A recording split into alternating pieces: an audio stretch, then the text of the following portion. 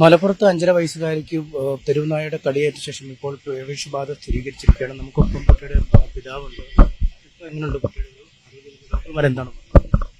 ഡോക്ടർമാരെ നോക്കാന്ന് പറഞ്ഞ അതേപോലെ കിടക്കാണ്. ഒരിതുമില്ല, മാറ്റങ്ങളൊന്നുമില്ല. ഇന്ന് രാവിലെ ഒന്ന് കണ്ണ് തുറന്നുള്ള ഒരു ഇതുള്ളൂ, അപ്പൊ തന്നെ പൂട്ടിയും ചെയ്തേക്കണം.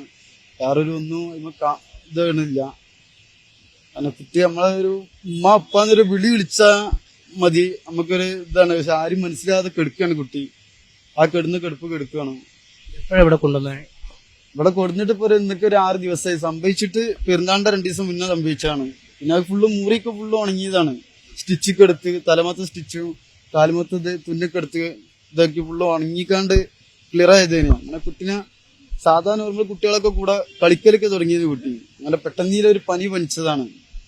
പനിച്ചുകാണ്ട് നേരം നമ്മള് സാധാ പനിയാ വിചാരിച്ചു, പേടിപ്പനിയാണെന്ന് വിചാരിച്ചു. അങ്ങനെ അവിടെ നാട്ടിലുള്ള പ്രൈവറ്റ് കുട്ടികളെ ഡോക്ടറെയും കാട്ടി അവിടെ നിന്ന് ഗവൺമെന്റ് ഹോസ്പിറ്റലിൽ പോയി കാണിച്ചപ്പോ അവർക്കും പനിയാണെന്ന് വിചാരിച്ച് നിന്നൊരു പേടിപ്പനിയാ വിചാരിച്ചു. കുട്ടി ഒരു വിറലുണ്ടായിരുന്നു, ഇങ്ങനെ ഒരു ഇങ്ങനെ ഇടയ്ക്കിടയ്ക്ക് വിറക്കും. എന്നിട്ട് അങ്ങനെ ഈ പനിയും വിറയിലൊക്കെ വന്നപ്പോഴത്തേക്ക് ആദ്യം എവിടെ കൊണ്ടുപോയത്? ആദ്യം നമ്മള് ഗവൺമെന്റ് ഹോസ്പിറ്റലിൽ, നമ്മളെ നാട്ടിലെ ഗവൺമെന്റ് ഹോസ്പിറ്റൽ ഉണ്ട്, അവിടെ പോയി കാണിച്ച് അവിടെ അവര് മരുന്ന് തന്നു. പിന്നെ കഴിഞ്ഞത് മാറണില്ല. കാരണം കുട്ടി പിന്നെ അതിന്റെ ശേഷം ഉറങ്ങണമില്ല. കുട്ടി ഇങ്ങനെ കെടുക്കാണ്, ഉറങ്ങണില്ല. രാത്രി ആകുമ്പോഴും നേരം വിളിക്കോളും അപ്പാന്നൊരു കെട്ടിപ്പിടിച്ചിങ്ങനെ ഇങ്ങനെ ഉറങ്ങാതെ കെടുക്കാണ് കുട്ടി. 2 ദിവസം ഉറങ്ങിയിട്ടില്ല കുട്ടി. പിന്നെ കഴിഞ്ഞ് ഇങ്ങനെ ശരിയായ പിന്നെ തിരുവരങ്ങാടി ഹോസ്പിറ്റലിൽ തന്നെ ആദ്യം കൊണ്ടുപോയ തിരുവരങ്ങാടി ഹോസ്പിറ്റലിൽ തന്നെ കൊണ്ടുപോയി അവിടുന്ന് നേരെ ഒരു മരുന്ന് ഇതൊക്കെ കൊടുത്ത് അവിടുന്ന് ഒരു ഭേദമാകുന്നില്ല. കുട്ടി വിറല തന്നെ. അപ്പൊ അവർക്ക് ചെറിയൊരു ഡൗട്ട് തുടങ്ങിയപ്പോ നേരെ അവര് 108 ആംബുലൻസിൽ നേരെ മെഡിക്കൽ കോളേജിലേക്ക് പോകാൻ പറഞ്ഞു. അവിടുന്ന് നേരെ ആ വരവ് വന്നതാണ്. ഇപ്പൊ ഇന്നൊക്കെ 6 ദിവസമായി. സ്ഥിരീകരിച്ച തിരുവനന്തപുരത്തേക്ക്. ഇവിടെ അതിന്റെ ഒരു ഇതില്ലല്ലോ, അപ്പൊ തിരുവനന്തപുരത്തേക്ക് അങ്ങോട്ട് വിടാൻ രക്തം ഇത് വിടാൻ പറഞ്ഞു. അത് അതേപോലെ കറക്റ്റ് ടൈമിൽ 8:45 പിറ്റേ ദിവസം 8:45 മുന്നായിട്ട് അവിടെ എത്തിച്ചപ്പോ തന്നെ അതിന്റെ വൈകുന്നേരം കഴിയുമ്പോഴത്തേന് റിസൾട്ട് വന്നു. ഇതെന്തായിരുന്നു അന്ന് സംഭവിച്ചത്? കുട്ടി എങ്ങനെയാണ് ഈ നായുടെ കടിയേക്കാൻ? കുട്ടി വീടിന്റെ മുന്നിൽ കടയിലേക്ക് പോയത്. അവിടെ അടുത്ത് തന്നെ വീടിന്റെ മുന്നിൽ തന്നെ കട ഉണ്ട്. ആ കടയിലേക്ക് പോയതാണ്. എന്റെ മോളും കാരണവരെ മോളും കൂടി പോയതായിരുന്നു.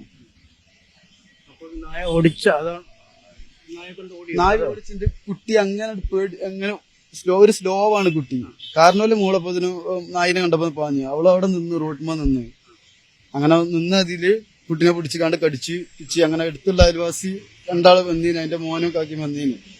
അപ്പൊ മോന് പിടിച്ചു മാറ്റിന്റെ ഇടയിൽ കൂടെ മോന്റെ കണ്ണിന്റെ ഇവിടെ കണ്ട് മാന്തിയതില്ല. ഓനെ എന്താ സംഭവിച്ചെന്ന് അറിയാതെ ഓനെ സാധാരണ സംഭവം അങ്ങനെ തന്നെ. നമ്മളെ കണ്ണിന്റെ ഇവിടെ മാന്തിന്റെ നമുക്ക് എന്താ പറ്റിയെന്ന് അറിയില്ലല്ലോ.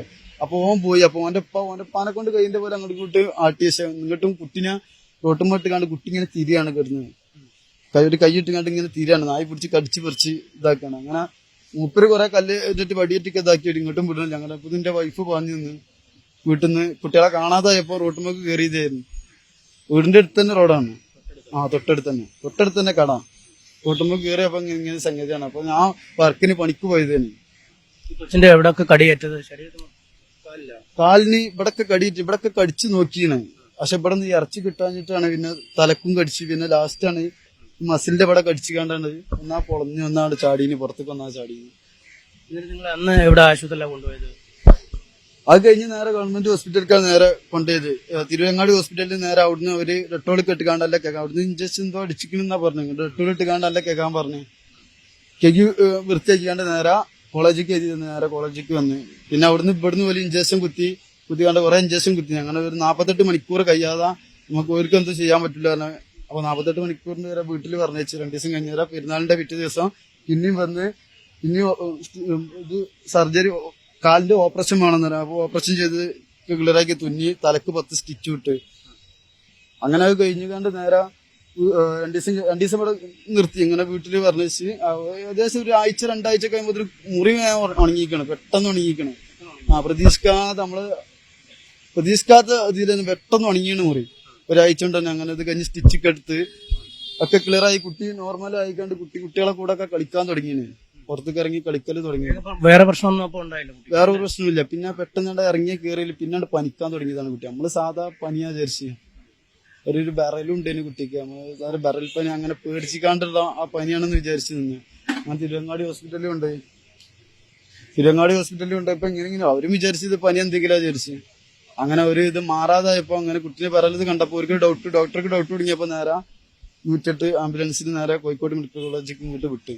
ഇവരെന്താ പറയുന്നത്? ഈ ഇതെന്താണ് ഇങ്ങനെ ഈ വിഷബാധ വരാനുള്ള കാരണം? ഈ കുത്തിവെച്ചതല്ലേ? കുത്തിവെച്ചാൽ സാധാരണ വരാറുണ്ടോ? അത് എന്താണ് അവർ പറയുന്നത്? അവര് പറഞ്ഞാണ് തലന്റെ ഇത് നെറൂലല്ലേ കടിച്ചത്. അപ്പൊ നേരിട്ട് നമ്മളെ കാലിനൊക്കെ കടിച്ചതാണെങ്കിൽ ഇവിടെ കയറി ഇങ്ങോട്ട് തലച്ചോറ്റിക്ക് എത്താൻ ടൈം എടുക്കും. പക്ഷെ ഇത് നേരെ തലച്ചോറിന്റെ ഇവിടെ മേലല്ലേ ഈ കടിച്ചുകൊണ്ട് പൊളച്ചെടുത്തിക്കണല്ലോ.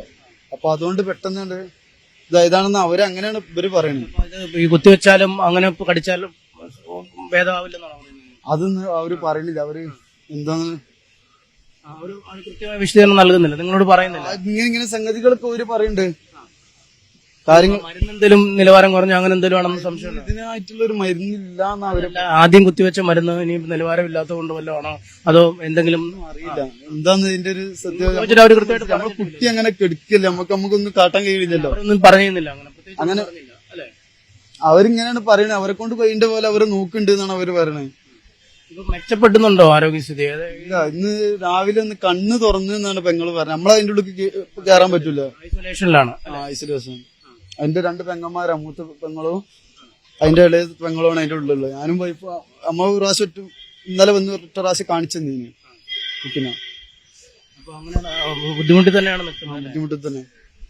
എന്തായാലും ഇതാണ് അവസ്ഥ. ആദ്യം ഈ കടിയേറ്റ ശേഷം ആശുപത്രിയിൽ ചികിത്സ തേടി മെഡിക്കൽ കോളേജ് ആശുപത്രിയിൽ എത്തിക്കുകയും ചെയ്തു. കുത്തിവെപ്പിന് വിധേയമാവുകയും ചെയ്തതാണ്. മുറിവ് വളരെ പെട്ടെന്ന് ഏതാനും ദിവസങ്ങൾക്കുള്ളിൽ ഉണങ്ങിയിരുന്നു. പിന്നീട് കാര്യമായ ആരോഗ്യ പ്രശ്നങ്ങൾ കുട്ടിക്കുണ്ടായില്ല. മറ്റു കുട്ടികളോടൊപ്പം കളിക്കുന്നതിനും സജീവമായി മറ്റു കാര്യങ്ങൾ ചെയ്യുന്നതിനുമൊക്കെ തയ്യാറായി. പിന്നീട് പെട്ടെന്നൊരു പനി വരികയും ആ പനിയെ തുടർന്നാണ് കുട്ടിക്ക് ഈ ആരോഗ്യ പ്രശ്നങ്ങൾ ഉടലെടുക്കുകയും ചെയ്ത് ഇപ്പോൾ ഐസൊലേഷൻ വാർഡിലാണ്.